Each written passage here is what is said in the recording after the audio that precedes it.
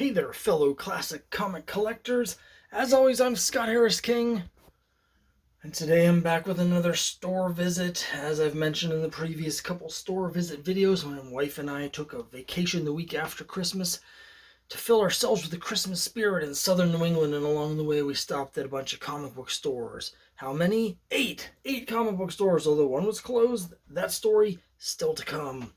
But this video is about one of the comic stores that was open, and it's Sarge's Comics in New London, Connecticut. Now, unfortunately, I forgot to take some video outside, which is too bad because in their storefront, they have a giant, like, life-size Silver Surfer figure on the surfboard in the window. It's like, again, it's life-size. It's really cool. So I specifically said as we were going in the store, I was like, oh, I've got to remember to take this video when we come back out. I've got to record. No, I forgot. I went on their Facebook page to see if they had a photo of it that I could take, that I could use for this, and there wasn't one. So just take my word for it. It's cool. It's right downtown in New London, very easy to find. And the store is absolutely huge. There's several sections. There's a big back issue section. And then there's a big new issue section, a whole section of graphic novels. But then there's all sorts of other things, magazines, toys, games, merchandise, all sorts of stuff. So it's a really huge store. Definitely worth checking out. Despite that, I didn't actually buy that much at Sarge's. So as with a couple of my other videos here, what I'm going to be doing is I'll show you what I did buy. And then I'm going to show you what my wife bought. Because as I've been mentioning before, because I have some very specific tastes in the unusual and the strange when it comes to comic books, partially because I already have a complete run of most of the other mainstream stuff, I end up not buying that much, and then my wife ends up buying like these giant piles of trades. So she actually spends a lot more at the comic stores than I do most of the time. This was one of those cases, but I did get some really cool things. So let me just jump in. I'll show you the stuff that I got. It's mainly 3 issues of Alice from Atlas Comics, and not the 50s Alice, 70s Alice. Let's start with Wolf the Barbarian number 4. Sword and Sorcery. And this is a little unusual. There can't be a lot of these floating around.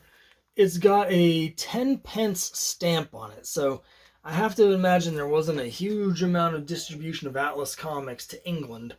But this is one of the ones that made it over there and then made it back. Wolf the Barbarian number 4. I also got, speaking of Sword and Sorcery, with Pablo Marcos on the covers, it's Iron Jaw number 3.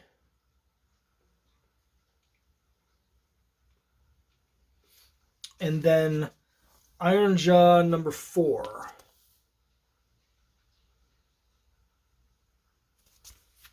Which says, and now the origin of Ironjaw. Swords, sorcery, and savagery beyond belief. Now my interest in this is threefold. I like sword and sorcery comics. I've mentioned this a couple times in passing in a couple of my videos, but I'm currently working on a new comic that I'll be that I'm writing and self-publishing called Quest, which is a classic sword and sorcery, like Dungeons and Dragons inspired fantasy comic in the style like Warlord. And so I just like this sort of thing. And I also like to get these to sort of, just see how other people are doing it and stuff like that. Secondly, as you know, I'm a big fan of Crime Buster. I'm a big fan of boy comics. I'm a big fan of public domain characters. So Ironjaw is one that's always been interesting to me because, of course, Ironjaw was Crime Buster's arch enemy. And it's a little bit interesting that when they went into the public domain, nobody used Crime Buster, but somebody did use his arch enemy. It would be as if, like, if Batman went into the public domain and no one used Batman, but they used a Joker instead. That's basically what happened here. Obviously, it's a different version of the character, because this is like a Conan-esque fantasy character as opposed to a Nazi supervillain. But it's the same, same name, but the same basic design. He's got a big metal jaw that he bites people with. So I find that interesting. But thirdly, The last couple issues of Atlas can be hard to find. Atlas fourth issues, I don't see very much. So first issues, no problem. Four is as far as any of the titles got, and a lot of them only got to 3. So those fourth issues, in my experience, and I don't really collect Atlas that much, but in my experience, the fourth issues are harder to find than the first 3. So with all those things combined, I decided to pick these up. They're $4 each. The Iron Jaw 3, which is in nicer shape, was $5.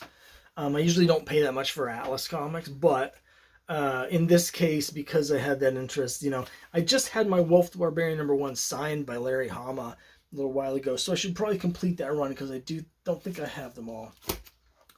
And then the other thing I got, they had 2 copies of this. I got the cheaper one because I'm a cheapskate, but it's in nice enough condition for me. It's Unknown Worlds of Science Fiction #2 with this absolutely classic Kaluta cover where it's like an Iwo Jima in space with robots. I've always loved this cover, and for $8, I just had to pick it up. At some point, I need to get some displays. I know there's a lot of people that have like things on their wall where you can display your comics. I'm a little bit hesitant because of fading, sun damage. But it would be really cool to just rotate them out like once a month or something so they don't get very much sun. And you can see them. And this is one I would definitely like to put on display. It's so cool. It's just an absolute classic cover. Now, so that's all I ended up buying at Sarge's. My wife, however, got 5 graphic novels. So let's just go through them here. Volume 1 of Shadecraft. This is from Image Comics. Creative team says it's writer Joe Henderson, the showrunner of Lucifer, and Lee Garbett, artist from Captain Marvel. I'm not that familiar with current creators, to be honest. But this is the sort of thing that my wife likes. Female protagonist, urban fantasy. She does like horror elements more than I do. Also from Image, she got Arclight. And again, Lady Kinga, a noblewoman of the Bloodhouse, is trapped in an alien body. So it's, but this has some really cool artwork. I'm trying to find some good example pages. Oh, it's funny. I just flipped to a page where I've actually had one issue of this, and I was so confused by it that I didn't read the rest. But I'm trying to find. Anyway, so it's got some really interesting artwork. But a book with some really tremendous artwork is this next one, also from Image. It's called Mirror the Nest. And again, it's like a sci-fi thing, and I barely even understand the description on the back. Rejected by the paradise they sought, the survivors of the Urza colony return to the utopian system they left behind, the Synchronia. But this is no joyous homecoming for them, nor for the sentient animals they've created.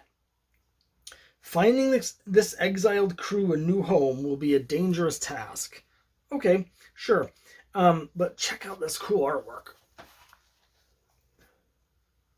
It's got this, it's like a watercolor sort of pastel-y watercolor art. Really cool. It's very interesting. So, I haven't read this yet, but I am curious at some point to crack this open. My wife's accumulating quite a library of these graphic novels. Then we've got a horror comic from Dark Horse called Manor Black. It's got a cover blurb from Patton Oswalt on it. It says, a soapy, eerie new comic that delivers as many laughs as it does jolts, often at the same time. You can tell from that Patton Oswalt has given cover blurbs for people before. He knows how to do it. This is from the creator of Harrow County. So I'm not really a horror person. So this is not one I'll probably end up reading. Finally, it's Death Vigil, Volume 1. This is much thicker than the other ones. It's quite substantial. This is from Image. So most of these from Image. And this is from, and I don't know how to pronounce the name, Stepan Sejic.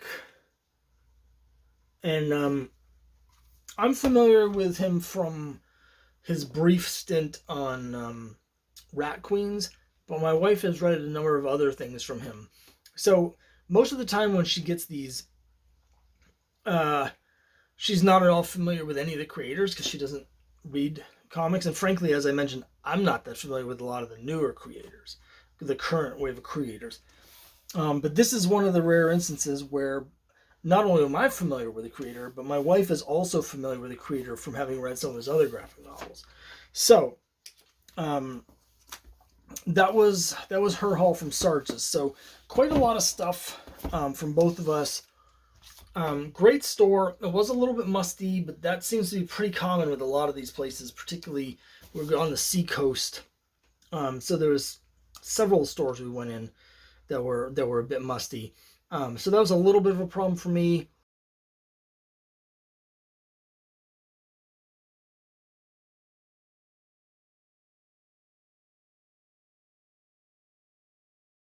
So, but they have a lot of great stuff. I did want to mention they had one thing that was super cool, way out of my price range. I had it priced at $200, but I think it had a half off tag, so it's $100. It was the Marvel tryout book from 1985, which is a giant size book because it was for people to try out to work at Marvel. So the book had full, like 11 by 17 comic book blank pages, but there was like a script, and some of it was like there were parts where you had the script and you were supposed to draw on the pages. There were other parts where it was for a writing test, and they had like art, and you were supposed to write the dialogue and stuff. And I've never seen that before. I remember it from when I just started reading comics when that came out. Because I started in '84, but I didn't get into Marvel until right at the end of '84. And so I remember reading about that like in Marvel Age and in the Bullpen Bulletins or whatever. And it looks so cool, but I never saw one. I've never seen one before. So that was super cool. $100 was too much for me to indulge on that. But for people that are like, there's definitely people that would want that, and I would want it if it had been $40, then I probably might have bought it. But anyway, I just wanted to mention that because they had some really neat stuff there. So anyway, Sarge's Comics, New London, Connecticut. Let me know what you think down below. I'll see you next time.